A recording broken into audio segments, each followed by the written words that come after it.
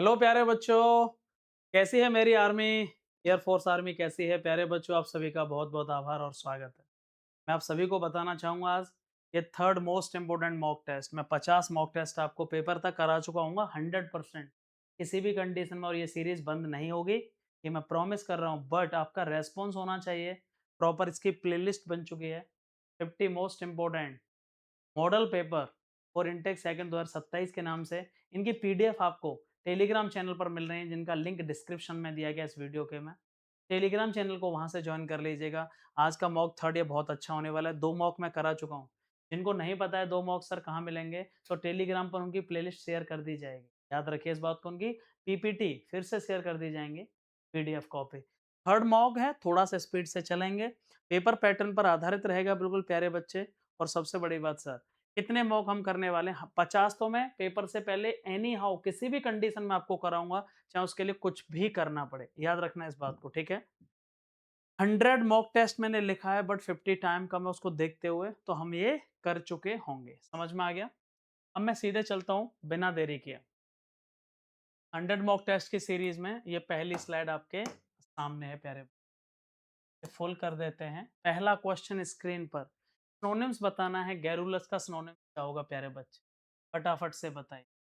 ये विजिबल है red colour. बताइए गैरुलस का सिनोनिम्स क्या होगा भाई? पहला क्वेश्चन है, सही सही मार्क्स बताना, कितने मार्क्स आ रहे हैं।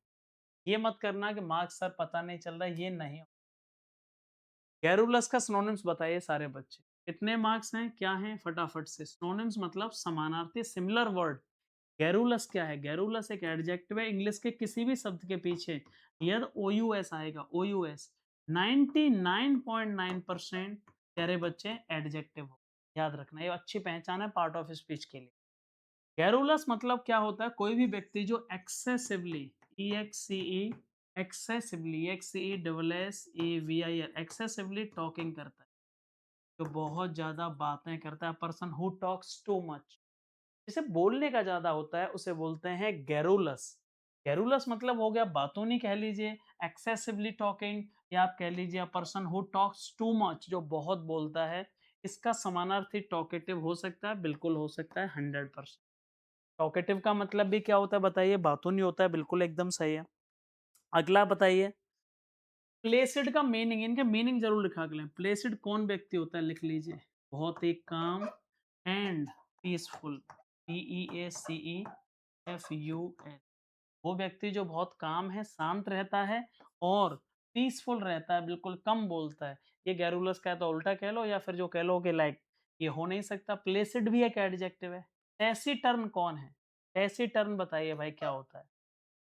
टैसीटर्न ये वो व्यक्ति है जो बिल्कुल रिजर्व्ड होता है। ठीक है, आप कह सकते हो इसको RESERVED, रिजर्व्ड। मतलब ये वो व्यक्ति है जो एकदम शांत रहे, रिजर्व्ड भी है और साइलेंट। ठीक है, ये कम बोलता है, इसको आप इंट्रोवर्ट कह सकते हैं। आपने देखे होंगे बहुत लोग ऐसे होते हैं जो बहुत कम बोलते हैं, बहुत कुछ कहने पे ना के बराबर बोलते हैं, या फिर चुप रहते हैं, रिजर्व्ड रहते हैं। बिल्कुल फिक्स है कि हाँ ज्यादा कुछ नहीं। एक्सट्रोवर्ट नहीं होते, ये इंट्रोवर्ट होते हैं, और इनको कहेंगे साइलेंट। और पाइवोटल किसे कहते हैं बताइए? पाइवोटल चौथा मीनिंग। पाइवोटल का मतलब क्या हुआ प्यारे बच्चे? इसका मतलब हुआ जो बहुत ज्यादा चीज महत्वपूर्ण आपकी जिंदगी के लिए, मतलब बहुत मोस्ट इंपोर्टेंट। पाइवोटल का मतलब लिखिए मोस्ट इंपोर्टेंट।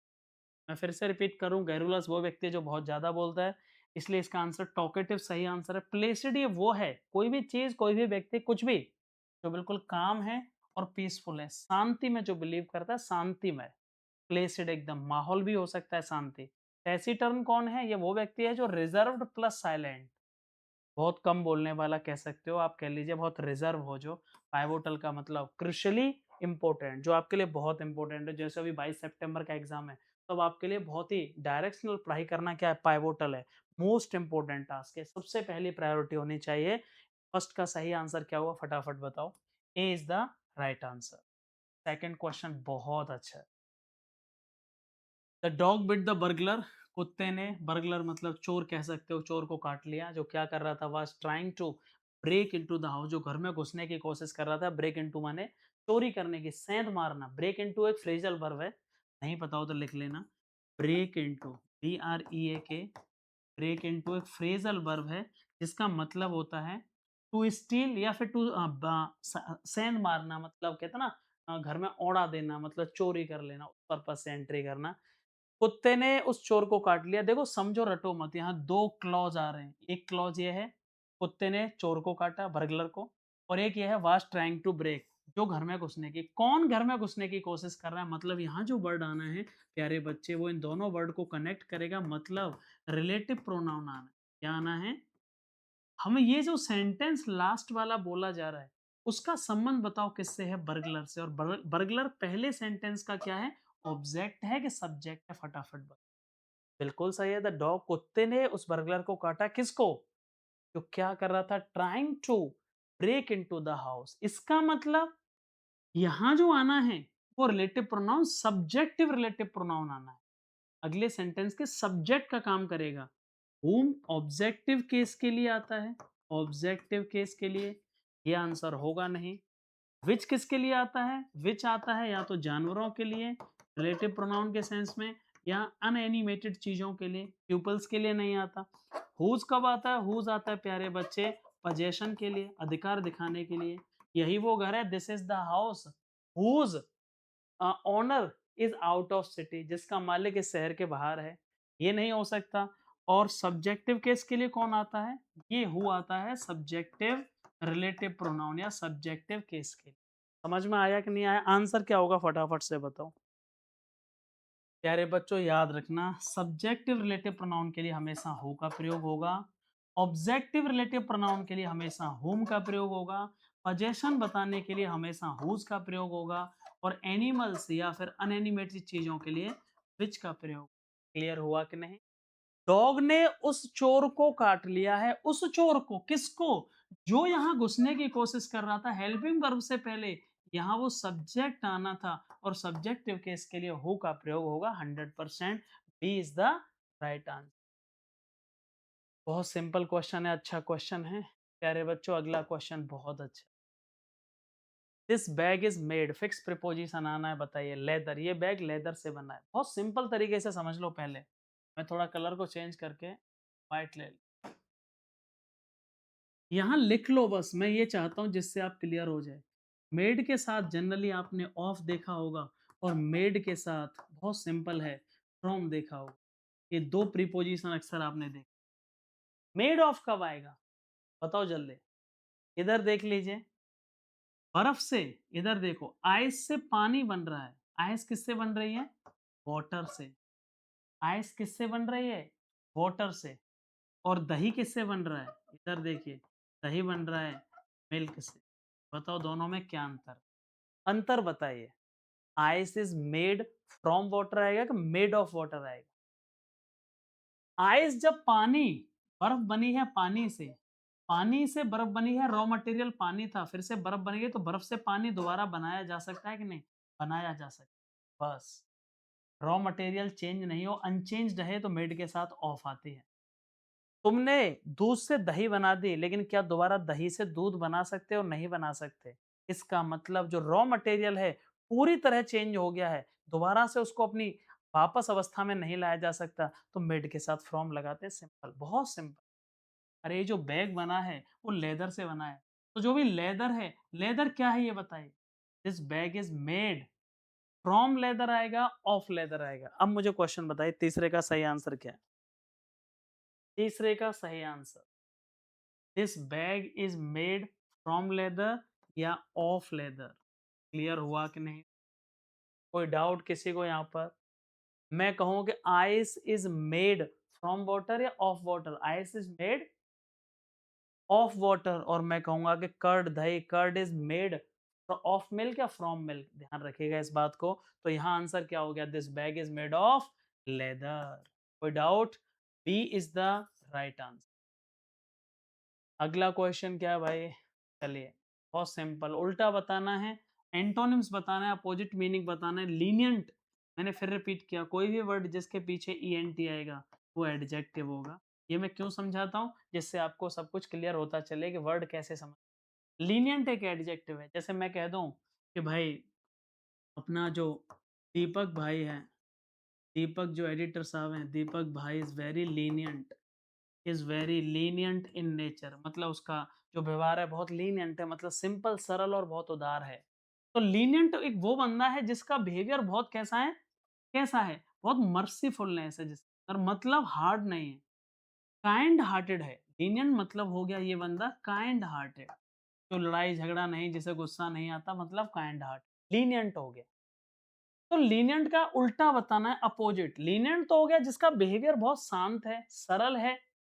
स्ट्रिक्ट कौन होता है? स्ट्रिक्ट मतलब तेज तर्रार, जो बहुत स्ट्रिक्टली रूल्स को फॉलो करने की कहता है।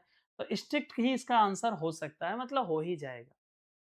उल्टा पूछा गया, अपोजिट पूछा गया, लीनियंट कौन बंदा है? लीनियंट वो बंदा है जो बहुत सिंपल है, जो बहुत ही कैसा है, जो बहुत नेचर में लिबरल है, ठीक है? मर्सीफुलनेस है, और क्या है, बहुत ज़्यादा परमिसिव नेचर का है, बहुत ज़्यादा लीनिएंट है, जो उदार है, और जो बहुत कठोर है नेचर में, बहुत स्ट्रिक्ट है, बहुत रूल्स एंड रेगुलेशंस को स्ट्रिक्टली फॉलो करने वाला है, उसको स्ट्रिक्ट कहा जाता है। और इसीलिए स्ट्रिक्ट इसका सही अपोजिट हो जाएगा प्यारे बच्चे। क्या हो जाएगा? सही अपोजिट हो गया इसका strict. Strict is the right answer. अब इनके मीनिंग बता दो। ह्यूमिलिटी एक नाउन है, टी वाई आ रहा है पीछे। ह्यूमिलिटी कहते हैं उदारता को। उदारता मतलब मॉडेस्टी हो गया, MODESTY, मॉडेस्टी हो गया, लीनियंसी हो गया, और बहुत सारे वर्ड हैं, ये हो नहीं सकता। इसका आंसर सेम हो जाएगा। बिलिटल माने किसी की बेइज्जती करना, किसी का मजाक बनाना। बिलिटल कहते हैं ना, किसी को कमतर आंकना, किसी को ह्यूमिलिएट करना। टू ह्यूमिलिएट, HUMILIATE, किसी की बेइज्जती करना, ह्यूमिलिएट करना, बेलिटिल हो गया। मैस केयर किसे कहते हैं? बेलिटिल एक वर्ब है। मैस केयर का मतलब लिख लो, किसी बड़ी संख्या में लोगों का मर्डर करना, मर्डर ऑफ अ ग्रुप कह लो। कोई बड़ी संख्या है उसमें लोगों की हत्या करना। मैसकर के और भी मीनिंग क्या होते हैं आपने सुना होगा, स्लॉटर भी होता है, SLAUGHTER। स्लॉटर मतलब नरसंहार, बड़ी संख्या में लोगों को मारना, किसी स्पेशल एक जाति के लोगों को मारना, 50-60 लोगों को एक जगह मार देना, उसको मैसकर कहते हैं, नरसंहार। आंसर क्या हुआ लीनियंट का? A is the right answer. पांचवा क्वेश्चन स्क्रीन पर आपके सामने, बहुत अच्छा क्वेश्चन है भाई। हर एक बच्चा इस क्वेश्चन को शायद ना कर पाए। मैं आपको 20 सेकंड का समय दे रहा हूँ, आंसर बताइए।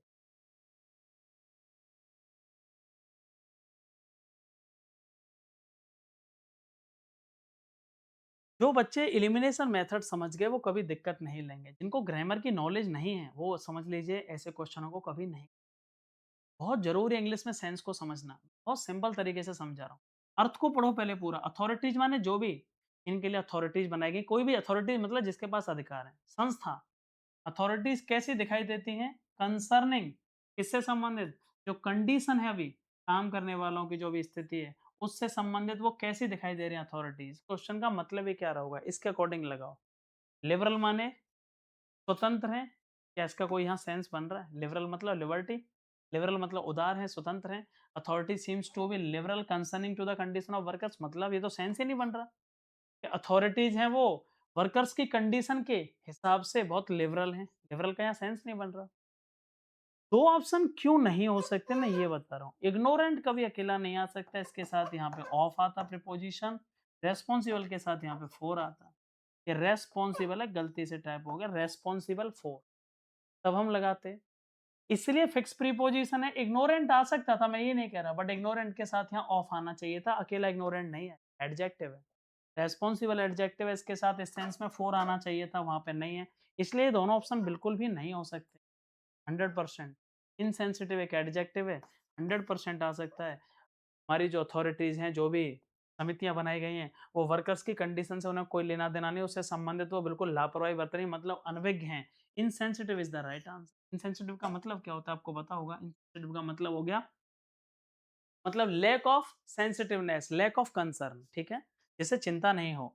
Lack of concern, lack of concern मतलब हमारी अथॉरिटीज को मजदूरों की कंडीशन से कोई मतलब नहीं है, वो बिल्कुल क्या है, अनभिज्ञ हैं, उन्हें अचेत हैं, insensitive. Insensitive is the right answer, B is the right answer. अगला क्वेश्चन बताइए।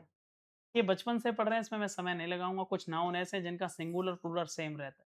सीप का सिंगुलर भी सीप रहेगा, प्लूरल भी सीप रहेगा। डियर का सिंगुलर भी डियर रहेगा, प्लूरल भी डियर ही रहेगा। इनमें एस और एस नहीं लगाया जाता। B is the right answer. 8वें क्वेश्चन का आंसर क्या हुआ? B is the right answer. अगला क्वेश्चन बहुत अच्छा है, choose the correct passive voice. Passive voice बताना है, मैंगोज टेस्ट डिलीशियस। बहुत अच्छा क्वेश्चन। इसमें तो वर्ब है ही नहीं, डिलीशियस एक एडजेक्टिव है, टेस्ट एक वर्ब है मतलब, और इसके साथ मैंगो एक सब्जेक्ट है। तो सर इसका ऑब्जेक्ट नहीं है, मतलब इसका पैसिव कैसे बनाया जाए? बहुत सिंपल है, इंग्लिश में लिख लेना। ऐसी कभी स्ट्रक्चर आपको देखने को मिले, सब्जेक्ट प्लस के वर्ब और प्लस के एडजेक्टिव, तो इन वाक्यों का पैसिव बिल्कुल फिक्स एक ही तरीके से बनाया जाता है। मैं समझा देता हूँ पूरा। थोड़ा इसको मैं ऊपर ले लेता हूँ, किसका क्या है, चलिए पर मैं इसे थोड़ा सा ऊपर कर देता हूँ, इससे आपके समझ में आ जाएगा। ये क्वेश्चन ये है, ठीक है? क्वेश्चन आपका क्या है? क्वेश्चन आपका है ये, mangoes taste delicious. Mangoes taste delicious. चलो, यहाँ बहुत सिंपल तरीके से समझो, ये मेन वर्ब है। जब भी ऐसा subject plus verb plus adjective की कंडीशन होती है, सब्जेक्ट अपनी जगह पर ही रहता है, बिल्कुल सही है। सब्जेक्ट जगह पर रहता है, प्रेजेंट इंडेफिनिट है, तो जो हेल्पिंग वर्ब लगाई जाएगी, याद रखिएगा, वो सब्जेक्ट के अकॉर्डिंग लगेगी, आर आ जाएगी। इज एम आर आएगी, तो यहाँ पे वर आ रहा है, तो ये ऑप्शन हटा दो, बी तो हो ही नहीं सकता, मैंगोज आर आ जाएगा। टेस्ट जो वर्ब है, मेन वर्ब, उसकी थर्ड फॉर्म आएगी पैसिव में, तो यहाँ सॉरी, मैंगोज आर डिलीशियस, पहले एडजेक्टिव आ जाएगा, मैंगोज आर डिलीशियस। वर्ब नहीं आ सकती, ये तो हट ही गया, यहाँ वर्ब लगाएगी, ये वर्ब नहीं आ सकती, वर्ब तो अगले सेंस में आएगी। मैंगोज आर डिलीशियस, बिल्कुल सही है। एंड टेस्टी, टेस्टी कहाँ से आ गया, इसका कोई मतलब नहीं है। कंजंक्शन लगा करके वैन लगाया जाएगा। मैंगो के लिए आने वाला सब्जेक्ट क्या आएगा, प्रोनाउन दे आएगा। फिर से दोबारा हेल्पिंग वर्ब वही आएगी, प्रेजेंट इंडेफिनिट के अकॉर्डिंग आर आ जाएगी। और टेस्ट की थर्ड फॉर्म पैसिव में टेस्टेड आ जाएगी। टेस्ट की थर्ड फॉर्म क्या आ जाएगी, tasted. Mangoes are delicious when they are tasted. एक और क्वेश्चन आपके सामने लिख रहा हूँ, उसका पैसिव बनाइए। द कर्ड इज सोर। दही खट्टी होती है, मुझे इसका आंसर बताइए फटाफट। बताइए इसका पैसिव क्या बनेगा, द कर्ड इज सोर। ठीक है, इसको मैं करूंगा, यहाँ सब्जेक्ट हो गया, वर्ब हो गए और एडजेक्टिव हो गया, खट्टी होती है, तो इसका आंसर क्या होगा, इसका आंसर हो गया द कर्ड। ध्यान से समझिएगा, मैंने क्या लिखा, द कर्ड इज सोर, या कर्ड, हाँ थोड़ा सा मैं चेंज कर देता हूँ इसमें, एक मिनट, द कर्ड टेस्ट सोर कर देते हैं, ठीक, द कर्ड टेस्ट सोर। इसका मुझे आंसर आप बताइए, द कर्ड टेस्ट सोर, इसका आंसर बताइएगा क्या होगा।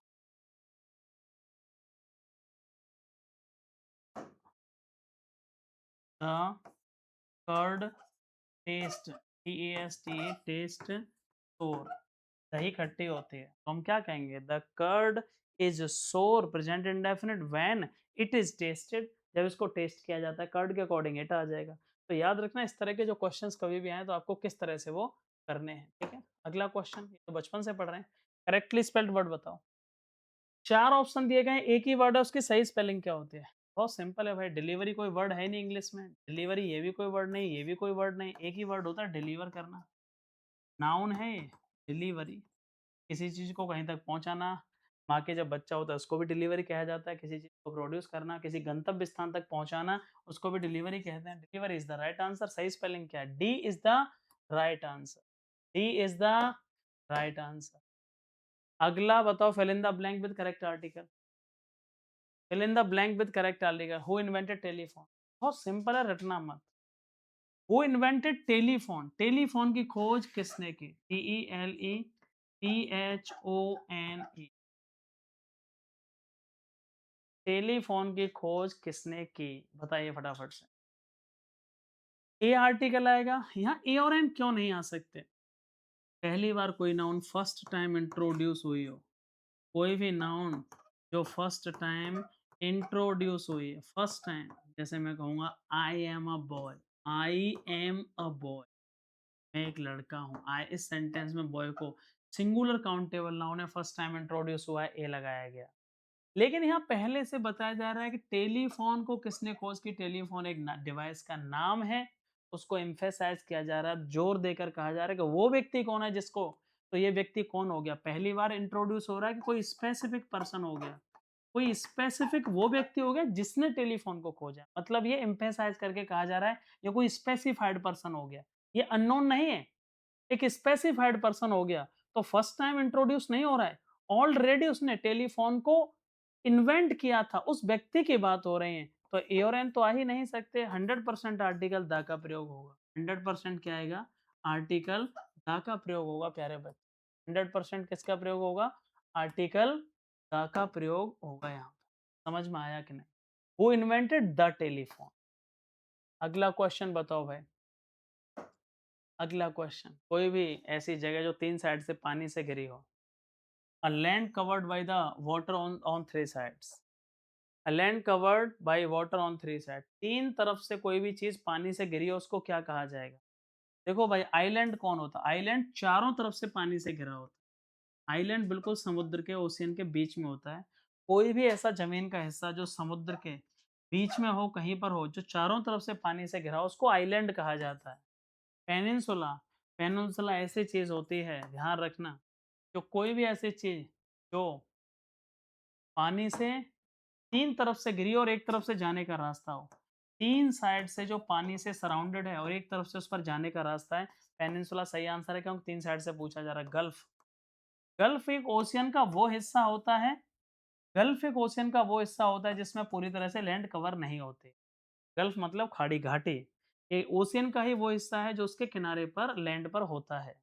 गल्फ हो नहीं सकता। ओशियन तो आप जानते हैं, पूरा समुद्र कंप्लीटली जिसने पूरे पृथ्वी को, अर्थ सरफेस को घेर के रखा, उसको ओशियन कहा जाता है। इसका मतलब लैंड क्या होती है? ऐसी कोई भी जमीन का हिस्सा जो 3 साइड से पानी से घिरा हो, उसको पेनिनसुला कहा जाता है। लिख लेना, पेनिनसुला। अगला question, choose the correct one word substitution बताओ। जब आपको चीज़ों को चुराने की आदत लग जाए, चोरी लग जाए, मन करे बार-बार, यार एक बार ये चुरा लिया, अब मैं ये चुरा लूँ, उस बीमारी को क्या कहते हैं?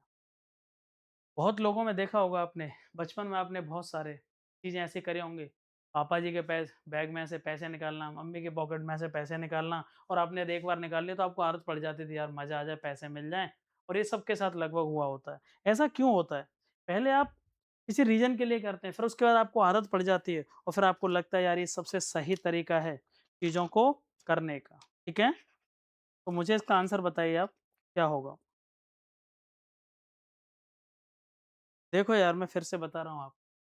चीज़ों को चुराने के लिए लोगों, मनिया किसे कहते हैं? पहले मनिया लिखो। मनिया किसी वर्ड के पीछे आएगा। मनिया का मतलब हो गया क्रेज़ीनेस, क्रेज़ीनेस पागलपन। किसी चीज़ का कहते हैं ना, क्रेज़ी हुआ रे, क्रेज़ी किया रे।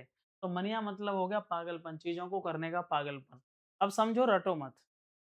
लोगो का मतलब क्या होता है? लोग मतलब स्टडी, लोगस। लोगो किससे बना है? लोगस। मतलब आपको बहुत ज़्यादा 2 तरीके से यूज़ होता है लोगो मनिया। आपको बहुत ज़्यादा बातों का करने का शौक हो, ठीक है? टॉकिंग का या वर्ड्स का, ठीक है ना? बात करने का हो या तो टॉकिंग का, ठीक है? बोलने का, और या फिर वही वर्ड्स का। वर्ड मतलब यहाँ बातों से हो, वर्ड्स मतलब बातें। लोगोमनिया मतलब बहुत ज़्यादा बातें करने का शौक, लोगों से मिलने-जुलने, बोलने का शौक, बहुत ज़्यादा बातें करना। कुछ लोग आपने देखे होंगे, जहाँ भी जाते हैं, मिलते हैं, वो लगातार अपने-अपने बारे में वही कहते रहते हैं, सुनते नहीं हैं किसी की। मतलब बोलना, लगातार बोलने का शौक, बातें का शौक। निम्फोमनिया किसे कहते हैं? निम्फो, ये वर्ड सुना होगा आपने, न्यूज़ में रोज़ाना आता है। ये महिलाओं के लिए स्पेशली यूज़ किया जाता है। क्या होता है? जब आपके अंदर सेक्सुअल डिज़ायर, सेक्स करने की क्षमता ज़्यादा, ज़्यादा इच्छा हो, बहुत ज़्यादा। महिलाओं में ये बीमारी होती है, कुछ महिलाओं में, जहाँ पे excessive desire of intercourse, sex की बहुत ज़्यादा इच्छा होती है, बहुत ज़्यादा वो होता है, उसको हम क्या कहा जाता है? निम्फोमनिया कहा जाता है, ठीक है? जब आप इसको गूगल करेंगे, जाएँगे तो आपको डिटेल में पढ़ पाएँगे। महिला की इसमें गलती नहीं होती, ये हार्मोन्स और उसकी वजह से हो सकता है, ठीक है? निम्फोमनिया मतलब having the excessive desire of doing sex. Kleptomania क्या होता है प्यारे बच्चे? क्लेप्टोमनिया बचपन से पढ़ रहे हैं। क्लेप्टो का मतलब होता है क्लोज्ड स्पेस। चोरी, सॉरी, क्लेप्टो मतलब स्टील, चीज़ों को स्टीलिंग करना, चोरी करने की आदत लग जाना। मनिया माने पागलपन, क्लेप्टो का मतलब है चोरी करना। चीज़ों को चोरी करने में जो मज़ा आ रहा है और फिर जो एडिक्शन हो गया, आदत लग गई है, तो क्लेप्टोमनिया कहा जाता है, और यही सही आंसर है। सी इज़ द राइट आंसर। डिप्सो का मतलब क्या होता है? डिप्सो मतलब ड्रिंक करना। डिप्सो का मतलब ये ड्रिंक करना, जब आपको पीने की बहुत ज़्यादा, आप ड्रंकार्ड हो गए, पूरी तरह से क्या हो गए? आप ड्रंकार्ड हो गए। ड्रंकार्ड, ड्रंकार्ड कौन होता है? अ पर्सन हू ड्रिंक्स, कैसे पीता है जो? जैसे पानी में मछली होती है, इस तरह से वो पीता है, ठीक है? दिन-रात पीने वाला। तो डिप्सोमैनिया कौन हो गया? डिप्सोमैनिया वो व्यक्ति हो गया, जिसे बहुत ज़्यादा पीने की, अल्कोहल की आदत लग जाए, उसको डिप्सोमैनिया कहते हैं। शराबी, क्लेप्टोमैनिया, चोरी की आदत लग जाए, यही आंसर है। Nymphomania, having a sexual strong sexual desires होना। लोगोमैनिया, लोगस मतलब भाई बातें, बहुत ज़्यादा बोलना, उसको कहा जाएगा, तो इसलिए सी इज़ द राइट आंसर। कोई डाउट यहाँ तक किसी को? ये तो बचपन से पढ़ रहे हैं भाई। द स्टेप मदर, सौतेली माँ, एक तो होती है रियल माँ, एक सौतेली माँ ने, ये बताओ अपने सौतेले बेटे के मरने पर कैसे रोई होगी? सच के आँसू होंगे कि घड़ियाली आँसू होंगे? क्रोकोडाइल टीयर्स का मतलब क्या है? एक वर्ड आया यहाँ पे क्रोकोडाइल टीयर्स, वो एक एडम्स फ्रेज है, सेड द क्रोकोडाइल टीयर्स, इसका क्या मीनिंग रहा होगा? बताओ। सौतेली माँ ने अपने सौतेले बेटे की मौत पर कैसे आँसू होंगे उसके? ये बताओ, सच के आँसू या मजा आ गया? बेटा मर गया, पूरी संपत्ति मेरे बेटे के नाम, मतलब घड़ियाली आँसू मतलब? तुम लोग जो पागल हो अभी, तुम लोग जो पागल हो, लड़की का नंबर लिया, लड़की ने 2 बातें तुमसे कह दी, हेलो बाबू, ठीक है? बाबू ने सब छोड़ दिया और उसके लिए पागल हो गया। लड़की 1 साल बाद प्रोफ़ेसर के साथ निकल गई, जब वो समझदार हो गई, जिसको 1 लाख रुपए मिल रहे थे महीने के। और जो बाबू था, बाबू अब क्या कर रहा है? बाबू चरी काट रहा है। चरी मतलब पशुओं के लिए चारा ले जाना सुबह-सुबह। अब ये काम करेगा पूरी ज़िंदगी बाबू, ठीक है ना? तो बेटा, अभी जो समय है वो बहुत इम्पोर्टेंट समय है, और यदि ये तुमने निकाला, तो समझ लो आगे का जो टाइम है पूरा 60 से 70 साल, या कह लो 50 से 60 साल, जितना आप जियोगे, सपोज़ करो मैं 80 साल मान के चल रहा हूँ, वो बहुत बुरा होने वाला है।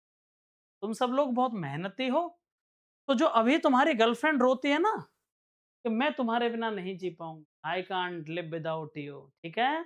You are my first and last love. ये सब बकवास की चीज़ें रहेंगी, वो निकल जाएगी जिसकी 1 लाख रुपए की सैलरी होगी, और तुम क्या करना, तुम बेटा उसके बाद दूधिया बन जाना, ठीक है? दूध कढ़ाना फिर उसका। इसका मतलब क्या हुआ? सैड क्रोकोडाइल टीयर्स, मतलब क्रोकोडाइल मतलब मगरमच्छ के जो आँसू आते हैं, हमें लगता है पानी से वो निकले हुए। हाँ, ये बना कैसे, ये समझो। हर एक एडम्स की कहानी है। हर एक एडम कैसे बन गया? यहाँ क्रोकोडाइल वर्ड ही क्यों लिया? शेर क्यों नहीं लिया? क्रोकोडाइल के अंदर एक प्रॉपर्टी होती है, जब वो पानी से निकलता है तो उसकी आँखों से भी पानी आता है। मतलब इस तरह की पूरी बॉडी में से लगता है कि पानी, तो उसकी आँखों से पानी आता है, हमें लगता है वो रो रहा है। बट जब वो सामने आपको पट लेता है, तब आपको पता चलता है कि यार ये तो क्रोकोडाइल टीयर्स थे, मतलब दिखावटी आँसू। मतलब क्या हुआ? False tears of sorrow, false tears of sorrow, 100%। D is the right answer. दिखावटी आँसू है बेटा, ध्यान रखना है। माँ-बाप के अलावा मुझे नहीं लगता इस दुनिया में तीसरा कोई ऐसा बंदा है जो आपसे सेल्फलेस, बिना स्वार्थ के प्यार कर सकता। कोई भी नहीं है, केवल माँ-बाप को छोड़। आगे चलते हैं। 15वां क्वेश्चन, सॉरी 14वां क्वेश्चन मैंने करा दिया? नहीं, एक रह गया क्वेश्चन। 12 के बाद ये 13वां क्वेश्चन आएगा, 12 हम कर चुके। Fill in the blank, shepherd मतलब जो गड़रिया, जो भेड़-बकरी चराता है, was looking after the sheep. ओहो! भेड़ों की क्या कर रहा था? भेड़ों की देखभाल, लुक आफ्टर माने लिख लो। लुक आफ्टर का मतलब होता है प्यारे बच्चे, लुक आफ्टर का मतलब होता है टू क्या करना, किसी की, टू टेक केयर ऑफ, देखभाल करना। टू लुक आफ्टर मतलब to take care of. Look after का मतलब हो गया टू टेक केयर ऑफ, मतलब देखभाल करना। अब ये बताओ भेड़ें किस में होती हैं? क्रू क्या होता है? क्रू लिख लो। क्रू का मतलब नाविकों का, जो सेलर्स जाते हैं एक साथ, सेलर्स का जो ग्रुप होता है उसको क्रू बोलते हैं। जो डकैत होते हैं डेकोइट्स, रॉबर्स लिख लो आप, ROBBERS, रॉबर्स माने लुटेरों के समूह को गैंग कहा जाता है। फ्लीट किसे कहते हैं भाई, लिख लेना, नहीं पता। फ्लीट मतलब जहाज़ों का जो झुंड होता है, पानी के जहाज जो खड़े रहते हैं बहुत सारे, उसको फ्लीट कहा जाता है। और फ्लॉक का मतलब क्या होता है? भेड़ों के झुंड को, हाथियों के झुंड को, इन सबको क्या कहा जाता है? पक्षियों के झुंड को फ्लॉक कहा जाता है, फ्लॉक। तो जो गडरिया था, वो जो भेड़ें थी, भेड़ों के झुंड की क्या कर रहा था? देखभाल, या उनको देख रहा था, मतलब उनकी केयर कर रहा था। तो flock is the right answer, D is the right answer. भेड़ों के समूह को, हाथियों के समूह को, पक्षियों के समूह को एक वर्ड में फ्लॉक कहा जाता है, कलेक्टिव नाउन। फ्लीट किसे कहते हैं? पानी के जहाज बहुत सारे हों उसको फ्लीट कहा जाता है। लुटेरों के समूह को गैंग कहा जाता है। सेलर्स के ग्रुप को क्रू कहा जाता है। आंसर क्या हुआ? D is the right answer. कोई डाउट किसी को? कोई डाउट किसी को प्यारे बच्चे? फाइंड द स्पॉटिंग एरर, बताओ फटाफट से स्पॉटिंग एरर क्या है? The PM arrives in Dehradun tomorrow, जल्दी बताओ यार, बहुत अच्छा क्वेश्चन। बहुत अच्छा क्वेश्चन है। पीएम, कोई भी पीएम की बात हो रही है, प्रधानमंत्री जो भी होंगे, वो कल कल देहरादून आए। कुछ तो बहुत महान लोग हैं, उनसे तो मैं कुछ कह ही नहीं सकता। कुछ लोग इतने महान हैं कि टुमारो को देख के ये कहेंगे कि सर टुमारो मतलब फ्यूचर हो गया और फ्यूचर में आएँगे तो सर यहाँ पे अराइव्स नहीं आएगा, विल अराइव आएगा। ये वो लोग हैं जिन्होंने आज तक ग्रामर का ए भी नहीं पढ़ा है, ठीक है? विल अराइव आएगा। वो महान लोग कहेंगे सर बी पार्ट में गलती है क्योंकि कल आएँगे आज नहीं आ रहे और कल का मतलब आएँगे, गागीगे मतलब ले बेटा, ले मासा जी गलती है। ये बेवकूफ। थोड़ा ग्रामर पढ़ी हो तो। दुनिया में जितनी भी प्लान्ड एक्शन है, प्लान्ड जो पहले से पीएम मोदी मोदी ने पीएम का आना, किसी भी देश के पीएम का आना ये अनप्लान्ड नहीं है, ये प्लान्ड घटना है, प्लान्ड एक्शन है। यदि ये डिसाइड हुआ होगा कल देहरादून आना तो ये अब होना नहीं है आगे डिसाइड, ये ऑलरेडी हो चुका होगा। मतलब ये प्लान्ड एक्शन ऐसी घटनाएं जो नियर फ्यूचर में होने वाली हैं, समझ लो ध्यान से। नियर फ्यूचर में हो रही हैं, बिल्कुल नियर फ्यूचर में, लेकिन वो प्लान्ड हैं, तो वो फ्यूचर में होनी नहीं थी। वो बस केवल बोला गया था, लेकिन ऑलरेडी वो सेट हो चुकी हैं, मतलब उनको हमेशा प्रेजेंट इंडेफिनिट में ही कहा जाएगा, मतलब प्रेजेंट में ही ये घटना प्लान्ड है कि वो कल आएँगे, इसका मतलब नियर फ्यूचर की और प्लान्ड एक्शन है, तो 100% ये तो प्रेज़ेंट में ही रहेगा, इसका मतलब क्या इसमें कोई गलती है? No error is the right no error is the right answer. कुछ बच्चों का तुक्के से सही चला गया हो। आगे चलते हैं, जैसे हमारे Deepak. Choose the correct indirect speech. Question क्या है? ही सेड टू मी, ये तो बहुत आसान है। उसने मुझसे कहा आई एट स्वीट्स, मैं मिठाइयाँ खाता था। पास्ट इंडेफिनिट की बात है, ईट की सेकंड फॉर्म है। ईट की सेकंड फॉर्म है प्यारे बच्चे, एट याद रखना।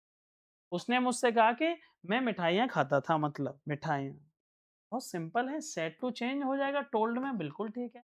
Past indefinite reporting, reported speech का ये वाक्य पास्ट इंडेफिनिट का। जब हमें इनडायरेक्ट बनाना होता है तो पास्ट इंडेफिनिट को चेंज कर दिया जाता है पास्ट परफेक्ट में। पास्ट परफेक्ट किसे कहते हैं? हेड प्लस के वर्ब की थर्ड फॉर्म। हेड प्लस के, इसमें हेड आ नहीं रही, इसमें हैज आ रही है, इसमें भी हैज आ रही है, तुरंत हटाओ ऑप्शन, कितना सिंपल है।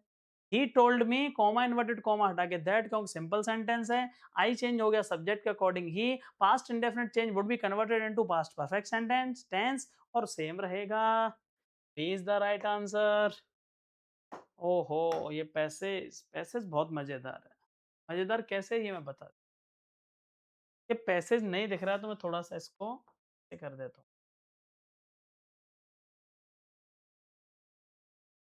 ये पैसेज पढ़िए फटाफट से, और ये इतना आसान पैसेज है इसके क्वेश्चन एक भी गलत गया तो ये आपकी ज़िम्मेदारी होगी, ठीक है?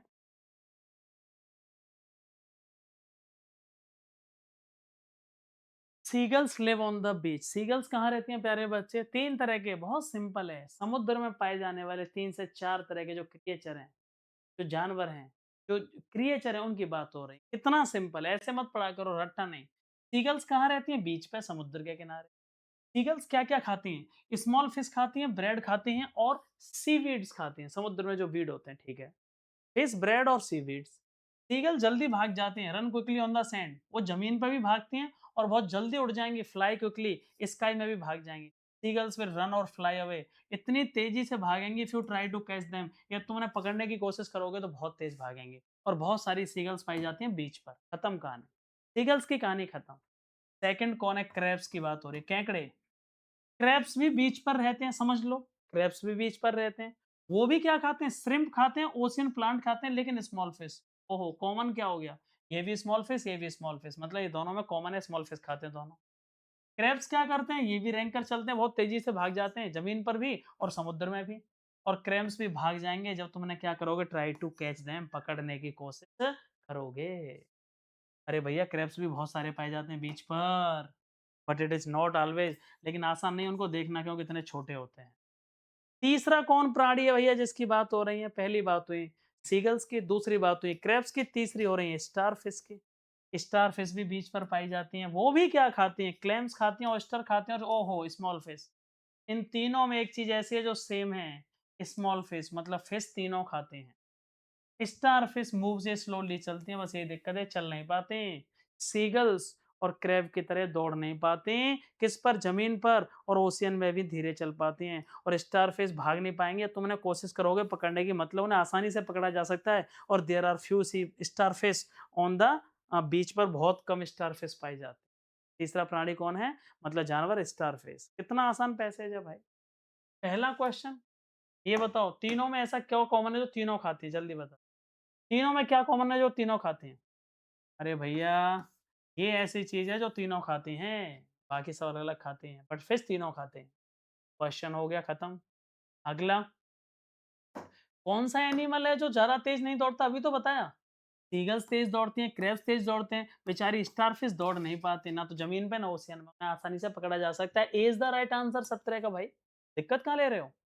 18वाँ बताओ। ये जो पैसेज में इन्फॉर्मेशन दिया उसके बेसिस पर कौन-सा गलत है ये बता दो बस। कौन-सा गलत है? सही नहीं, गलत। क्रैब क्या खाते हैं? श्रिम्प और ओशियन प्लांट खाते हैं, बिल्कुल से ये तो सही है। ये तो सही है, सेंटेंस गलत बताना है। सीगल्स क्या करते हैं? जल्दी भाग जाते हैं सैंड पर, ये भी सही है। लेकिन स्टारफिश को पकड़ना टफ है क्या? अरे स्टारफिश क्या जल्दी तेज भाग पाती हैं? नहीं। सीगल्स तेज दौड़ती हैं, उन्हें पकड़ नहीं सकते। क्रैब्स को नहीं पकड़ सकते, लेकिन बेचारी स्टारफिश तो उन्हें आसानी से पकड़ा जा सकता है। लेकिन ये कह रहा है हार्ड है उनको पकड़ना। यही आंसर हो गया, क्योंकि यही गलत पूछा है। इंफॉर्मेशन के बेसिस पे वो चीज बताओ जो गलत है। तो आंसर ये नहीं हुआ, ये तो सच बात है, ये गलत है, इसलिए ये आंसर हो गया। क्या आंसर हो गया? 18 का A is the right answer. 19वां क्वेश्चन बता। एक वर्ड आया था पैसेज में, क्रॉल। अरे बचपन से पढ़ रहे हैं, क्रॉल एक वर्ब है। क्रॉल माने हिंदी बता देता हूँ, रेंगना, बस खत्म कहानी। सांप जमीन पर रेंग के चलता है, दौड़ता थोड़े है। रेंगना, रेंग रेंग कर चलना, ठीक है, रेंगने वाले जंतु। तो क्रॉल का मतलब दौड़ना नहीं होता, पोस्ट माने डींगे मारना नहीं होता, फ्लैटर नहीं होता, इनका कोई मीनिंग ही नहीं। Drag is the right answer. रेंग कर चलना, उसको हम क्रॉल कहा जाता है। आगे चलते हैं भाई। लास्ट क्वेश्चन बहुत अच्छा है। पैसेज के हिसाब से सीगल्स के बारे में कौन-कौन सी बातें सही है ये बताओ? सीगल जो सबसे पहला प्राणी है। एक तो सीगल्स कहाँ रहता है? बीच पर रहता है, ये भी सही है। और सीगल्स बहुत जल्दी भाग जाता है ओशियन में, ये भी सही है। और केवल ब्रेड खाता है क्या सीगल्स? अरे पागल हो क्या? ब्रेड भी खाता है, सीवीड्स भी खाता है और फिश भी खाता है। खाली ब्रेड नहीं खाता। तो सीगल्स के बारे में कौन सी चीजें सही हैं? फर्स्ट और सेकंड सही। सीगल्स के बारे में फर्स्ट और सेकंड सही है, B is the right answer. Paper कैसा लगा ये बताना इसलिए जरूरी है जिससे सीरीज कंटिन्यू रह सके। यदि आपने सच में इसको देखा है और आपने नहीं कमेंट किया तो सीरीज को मैं बंद कर दूंगा। और यदि आप केवल कमेंट कर रहे हैं कि सर सीरीज बहुत अच्छी चल रही है, तो फिर मैं 100% किसी भी सिचुएशन में पेपर से 5 दिन पहले ही 50 पेपर पूरे खत्म कर चुका हूँ, चाहे मुझे दिन में 2 पेपर कराने पड़े या 3 कराने पड़े, जो बहुत हेल्पफुल होंगे। थैंक यू सो मच, बहुत बहुत आभार एंड जय हिंद।